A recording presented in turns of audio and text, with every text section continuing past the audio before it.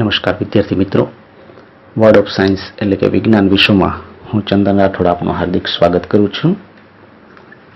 મિત્રો, આજે આપણે સામાજિક વિજ્ઞાન ધોરણ 6 પ્રકરણ 4 માનવ જીવનની શરૂઆત આ પાઠ વિશે આ નાનકડા વિડીયોમાં આપણે માહિતી મેળવીશું. વિદ્યાર્થી મિત્રો, માનવ જીવન ઉપર ઉત્ક્રાંતિની ઘણી અસર થયેલી જોવા મળે છે. શરૂઆતથી લઈ અને અત્યાર સુધી માનવ જીવનના ચહેરામાં ઘણો બધો તફાવત પડી ગયેલો જણાય છે. તેના શારીરિક ઘાટઘૂટ, તેના મગજનો પણ વિકાસ થયેલો જોવા મળે છે. આદિમાનવથી લઈ અને આજનો આધુનિક માનવ બનતા ઘણા વર્ષો લાગ્યા છે. તો ચાલો આજે આપણે માનવ જીવનની શરૂઆત વિશે થોડી માહિતી મેળવીએ. મિત્રો, જમીનમાં ઘણી વખત ખોદકામ કરવાથી માનવ જીવનના અવશેષો આપણને પ્રાપ્ત થયા છે. તેનો અભ્યાસ કરવામાં આવતો હોય છે. તો આમ ભારતીય ઉપખંડમાં આશરે 20 લાખ વર્ષોથી માનવ વસ્તીના અવશેષો જોવા મળતા આવ્યા છે. આ માનવ જીવનના 3 તબક્કા છે: આદિ પાષાણ યુગ, મધ્ય પાષાણ યુગ અને નૂતન પાષાણ યુગ. મિત્રો, આગળ વાત કરીએ તો આદિમાનવ પોતાનું જીવન વ્યતીત કરવા માટે અને જીવન નિર્વાહ ચલાવવા માટે પ્રાણીઓ અને પશુઓનો ખોરાક સ્વીકાર કરી અને ખોરાક તરીકે ઉપયોગ કરતો હતો. આમ કાચું માંસ ખાઈ અને પોતાનું જીવન ચલાવતો હતો. આદિમાનવ કેવો હતો? તો તે શિકાર અને અન્ન સંગ્રાહક હતો. તે આહાર માટે પ્રાણીઓ, માછલાઓ અને પક્ષીઓનો શિકાર કરતો હતો.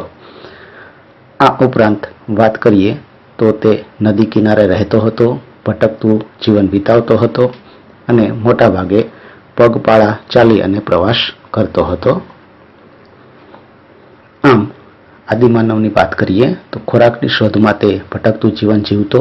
તે મોટે ભાગે નદી કિનારે વસવાટ કરતો અને પગપાળા મુસાફરી કરતો હતો. તે શિકાર કરવા માટે હાડકામાંથી બનાવેલા હથિયારો, પથ્થરમાંથી કોતરેલા અને પથ્થરથી બનાવેલા તીક્ષ્ણ હથિયારોનો ઉપયોગ કરતો હતો.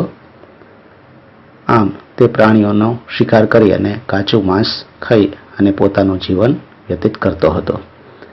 ત્યારબાદ અગ્નિની શોધ થઈ અને અગ્નિની શોધથી માનવ જીવનમાં કેવા ફેરફારો આવ્યા, કેવી અસર થઈ તે જોઈએ.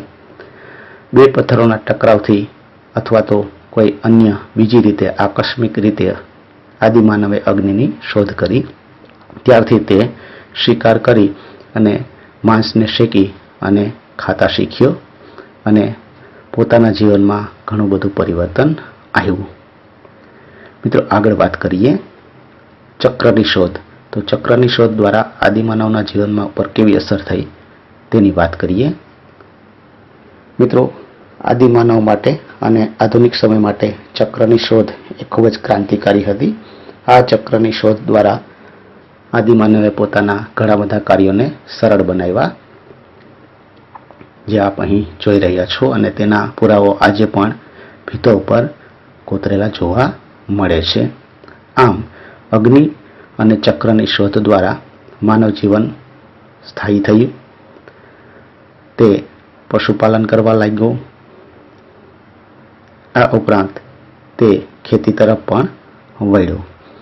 આમ એકંદરે તેનું જીવન સ્થાયી થવા લાગ્યું. આ ઉપરાંત તે ગુફામાં પણ રહેવા લાગ્યો. આ રહેઠાણ દરમિયાન તેણે ઘણા બધા ગુફા ચિત્રો પણ બનાવ્યા, જે હાલ મધ્યપ્રદેશ અને દક્ષિણ ઉત્તર ગુજરાતની ગુફાઓમાં જોવા મળે છે. આ ઉપરાંત ભીમબેટકા અને વિંધ્યાચળ પર્વતમાળાની અંદર આવેલી ગુફાઓમાં પણ આ આદિમાનવના વસવાટના પુરાવાઓ પ્રાપ્ત થયા છે.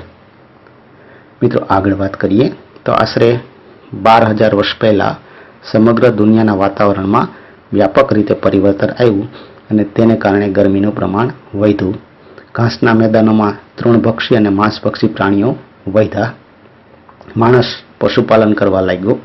કુદરતી રીતે ઉગતા ઘઉં જેવા ધાન્યનો સંગ્રહ કરી અને તેનો ખોરાક તરીકે ઉપયોગ કરવા લાગ્યો અને એકંદરે તેનું જીવન સ્થાયી થયું. તેમાં સામાજિકતાનો વિકાસ થયો. આપ અહીં જોઈ રહ્યા છો તે રીતે નકશામાં બતાવ્યા મુજબ એક નવી સંસ્કૃતિનો ઉદય થયો, જેને આપણે હડપ્પીય સંસ્કૃતિ તરીકે ઓળખીએ છીએ, જે તે સમયમાં ઘણી વિકસિત હતી. હાલ પણ આ સ્થળો પર ખોદકામ કરવાથી આ મુજબના માનવ અવશેષો પ્રાપ્ત થાય છે.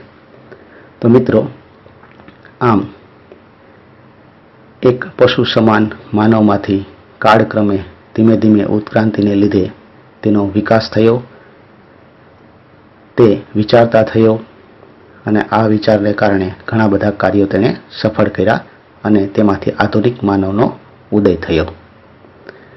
મિત્રો, વિજ્ઞાન અને સામાજિક વિજ્ઞાનના આવા અન્ય વિડીયો જોવા માટે અમારી વેબસાઇટ www.vignanvishwa.blogspot.in ની અવશ્ય મુલાકાત લેશો.